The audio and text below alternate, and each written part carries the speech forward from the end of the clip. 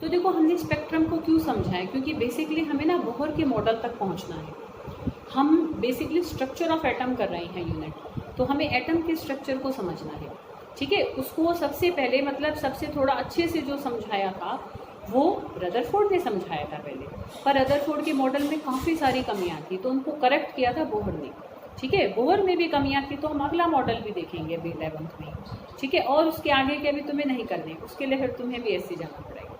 ठीक है, तो हमें बोहर तक पहुंचना है। तो हमें अब हमने स्पेक्ट्रम क्यों पढ़ा बेटा, इसलिए पढ़ा क्योंकि हर एलिमेंट, ठीक है, जितने तुमने उसमें 110 एलिमेंट हमारी पीरियोडिक टेबल में तुमने देखे हुए हैं, तो हर एलिमेंट का क्या होता है बेटा, अपना एक कैरेक्टरिस्टिक एटॉमिक स्पेक्ट्रम होता है।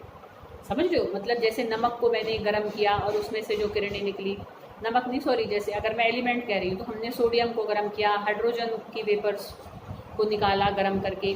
कोई भी एलिमेंट उठा लो तुम, है ना, सोडियम, कॉपर, आयरन, निकल, कोई भी उठा लो, तो जितने भी हमारे टोटल सारे 110 एलिमेंट्स हैं, उनको गर्म करके उनसे जो किरणें निकलती हैं, उनका पिक्चर जब हम फोटोग्राफिक प्लेट पर रिसीव करते हैं, वो उनका अपना सबका क्या होता है, अपना एक कैरेक्टरिस्टिक, उसका अपना ही वो एक स्पेक्ट्रम होता है। जैसे हम सबके अपने फिंगरप्रिंट्स होते हैं जो बिल्कुल किसी के साथ मैच नहीं करेंगे, ऐसे ही हर एलिमेंट का अपना एक कैरेक्टरिस्टिक, उसी के ही गुणों को दिखाने वाला एक स्पेक्ट्रम जरूर होता है, मतलब एक स्पेक्ट्रम सबका होता है। ठीक है, तो हर एलिमेंट अपना स्पेक्ट्रम देता है और वो उसको हम उसका एटॉमिक स्पेक्ट्रम कहते हैं।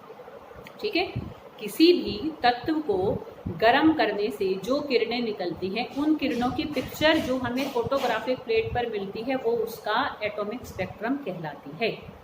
ठीक है, अब स्पेक्ट्रम हर एलिमेंट क्यों देता है, कैसे दे देता है, कैसे उसके एटम के अंदर इलेक्ट्रॉन प्रोटॉन किस तरीके से अरेंज हैं कि सब अपना स्पेक्ट्रम दे देते हैं। समझ रहे हो बेटा। ठीक है, और बोर के मॉडल तक तो फिर न्यूट्रॉन्स की भी डिस्कवरी हो गई थी, तो न्यूट्रॉन को भी हम यही मानकर चलते थे कि भाई न्यूट्रॉन और प्रोटॉन दोनों एक साथ न्यूक्लियस में ही रहते हैं। ठीक है बेटा, पर इलेक्ट्रॉन कैसे अरेंज हैं, किस तरीके से स्पेक्ट्रम पैदा हो रहा है, ये रदरफोर्ड ने कभी भी एक्सप्लेन नहीं किया था। ठीक है, आ रही बात समझ में। तो बोहर भी, मतलब अगर देखो मैं बताऊं तो बोहर भी सिर्फ हाइड्रोजन के स्पेक्ट्रम को एक्सप्लेन कर पाया था। हाइड्रोजन या हाइड्रोजन के जैसे पार्टिकल, हाइड्रोजन के जैसे मतलब जिनमें एक इलेक्ट्रॉन, देखो हाइड्रोजन का कन्फिग्रेशन तुम्हें पता है कि एक होता है खाली, है ना, उसके के शेल में, के कक्षा में सिर्फ एक इलेक्ट्रॉन होता है। ठीक है ना बेटा, सबको पता है। तो कोई भी एक इलेक्ट्रॉन वाली कोई भी अगर चीज़ है, अब जैसे मैं कहूँ कि हीलियम पॉजिटिव, हीलियम में दो होते हैं, दो होता है उसका एटॉमिक नंबर, और उसमें से मैं एक इलेक्ट्रॉन निकाल दूँ तो हीलियम पॉजिटिव बन जाएगा, तो एक ही इलेक्ट्रॉन बचेगा। तो जो भी हम ऐसी चीज़ बना ले इलेक्ट्रॉन निकाल के चाहे, जिसमें सिर्फ एक इलेक्ट्रॉन हो, जैसे हाइड्रोजन में तो एक इलेक्ट्रॉन खुद ही होता है, तो एक इलेक्ट्रॉन वाली जो स्पीशीज होती है, ठीक है, एक इलेक्ट्रॉन वाले जो कण होते हैं, उन सब के स्पेक्ट्रम को बोर ने वेल एक्सप्लेन किया था, बहुत अच्छे से एक्सप्लेन किया था। ठीक है, तो हमें स्पेक्ट्रम को सबसे पहले समझाया बोर ने, तो इसलिए पहले तो हमें स्पेक्ट्रम ही समझना पड़ा कि स्पेक्ट्रम क्या होता है, तभी तो हम देखेंगे कि फिर उसको कैसे बोर ने समझाया, अभी आगे चल के देखने वाले हैं। ठीक है, तो बोर ने हाइड्रोजन के स्पेक्ट्रम को एक्सप्लेन किया था, पर हाइड्रोजन का स्पेक्ट्रम तो पहले ही बन चुका था, मतलब पहले हमने तो देख लिया था, तो हम अब पहले हाइड्रोजन का स्पेक्ट्रम ही देखेंगे कि हाइड्रोजन का स्पेक्ट्रम कैसा हमें प्राप्त होता है।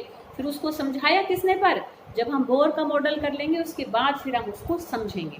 अभी बस हम देख रहे हैं कि फोटोग्राफिक प्लेट पर उसकी हमें कैसी पिक्चर मिली थी, क्योंकि भाई वो तो पिक्चर मिल रही है सीधी, भाई मैं प्रिज्म में से देखती हूँ लाइट को, 7 रंग आ जाते हैं, वो तो मुझे दिख रहे हैं, पर वो कैसे आए ये तो फिर कोई साइंटिस्ट समझाएगा। ठीक है, समझ में आ रही है ना बेटा बात, उसकी तो कोई डिस्कवरी करेगा जब भी तो हमें कोई बात समझ में आएगी। ठीक है, आ रही बेटा बात समझ में।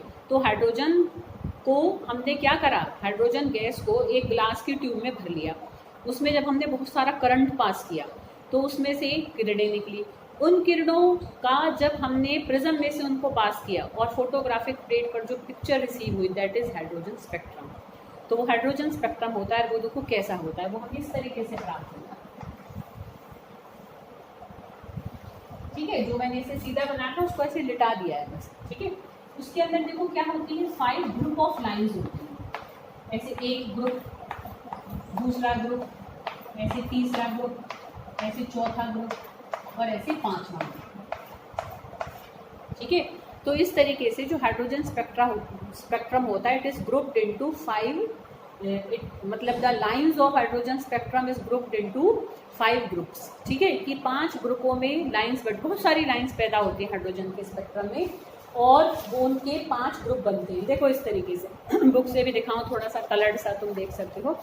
देखो इस तरीके से 5 ग्रुप हमें इसके नजर आते हैं, देख सकते हो, ये 1 2 3 4 और ये 5। ठीक है, हर ग्रुप को अलग अलग साइंटिस्ट ने डिस्कवर किया था, किसी एक का काम नहीं है।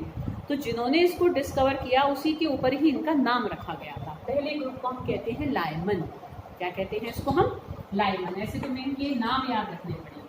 सेकेंड ग्रुप को हम कहते हैं बाल्मर। लाइमन, बाल्मर, इसको कहते हैं पाश्चर, इसको कहते हैं ब्रैकेट, और इसको कहते हैं फंड। पी साइलेंट है। उन्होंने सिर्फ डिस्कवर किया, उन्होंने बताया कि भाई हाँ इसमें लाइनें होती हैं, भी क्यों हो रही हैं, कैसे आ रही हैं, ये उनको कुछ नहीं पता था। ये हमें समझाया था बोर्ड ने। ठीक है, जो अभी हम आगे चलते हैं।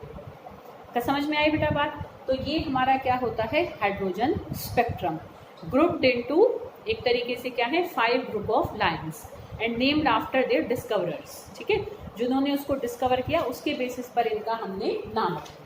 ठीक है बेटा, आई बात समझ में? तो ये हमारा हाइड्रोजन स्पेक्ट्रम होता है, जिससे रिलेटेड ना एक फॉर्मूला भी होता है, उसको हम रिडबर्ग फॉर्मूला कहते हैं। क्या कहते हैं बेटा उसको? Rydberg formula. इसको भी मतलब और थोड़ा डिटेल में तुम जब समझोगे, जब तुम्हें स्पेक्ट्रम समझ में आ जाएगा बोर के मॉडल के। ठीक है बेटा, तो ये जो हमारा होता है, ये न्यू बार, ये वही क्या है, wave number. Nu bar is equal to हमारा आर क्या होता है? रिडबर्ग कांस्टेंट होता है, 1/n1, 1/n1 square upon 1/n2 square. ठीक है, तो ये हमारा क्या होता है? एक ये रिडबर्ग फॉर्मूला होता है जिसमें देखो क्या होता है, हर पर्टिकुलर ग्रुप के लिए n1 की वैल्यू तो कांस्टेंट होती है, पर n2 की वैल्यू अलग अलग होती है। अब ये क्यों होती है, कैसे होती है, ये सब हमें समझ में आएगा आफ्टर अंडरस्टैंडिंग ऑफ बोर। ठीक है बेटा, क्लियर? तो दिस इज हाइड्रोजन स्पेक्ट्रम। मतलब अगर हाइड्रोजन स्पेक्ट्रम आए तो तुम्हें कुछ नहीं लिखना, बस यही बनाना है और इनके सबके नाम लिखने हैं, और ये लिखना है कि 5 ग्रुप में बटा हुआ होता है, रिडबर्ग फॉर्मूला लिखना है। मतलब जैसे जैसे उन्होंने बता दिया भाई ऐसे ऐसे, उन्होंने बस ये ऑब्जर्व किया, उसके रीज़न कुछ नहीं दिया उन्होंने, रीज़न समझाए हमें बोर ने। ठीक है, जिसको कि हम बोर के मॉडल में समझेंगे।